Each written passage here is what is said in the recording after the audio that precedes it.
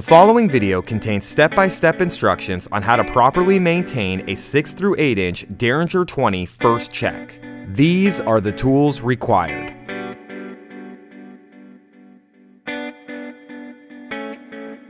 Using a socket wrench, loosen the first check retaining bolt on both sides of the body until flush with the inside of the valve. Remove the first check from the valve body. Using a Phillips head screwdriver, loosen the tower screws. Separate the tower assembly from the check seat. If debris is found on the check seal disc, the check may just be fouled. Debris can be cleaned off to make the check seal properly without having to replace the check seal disc. Use a rag and some water to clean the debris off of the check seal disc. Examine the seat for any debris or damage.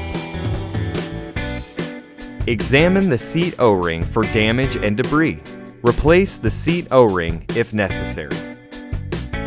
Once the debris has been cleared from the check disc and no damage is present, the check can be reassembled and reinstalled into the valve body for testing. If damage to the check disc has been found, please take the following steps to remove and replace the damaged check disc. Using a Phillips head screwdriver, remove the seal disc retaining screws. Remove the seal disc retainer to expose the disc. Remove the seal disc. Install the new seal disc and make sure it is completely flat inside the check cavity. Reinstall the seal disc retainer. Using a Phillips head screwdriver, reinstall the seal disc retaining screws.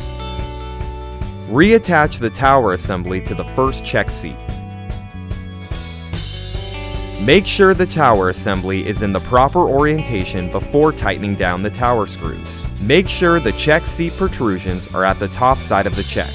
Make sure the check spring arms and the tower bosses on the tower assembly are facing upwards to allow the check to swing open downwards during operation.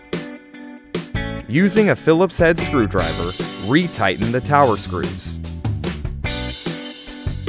Install the first check into the valve body. Make sure the O-ring seals properly to the surface. Retighten the first check retaining bolts on both sides of the body. Make sure the check retaining bolts don't bind against the check. Perform a backflow test according to your local regulations to ensure the check valves have been repaired properly.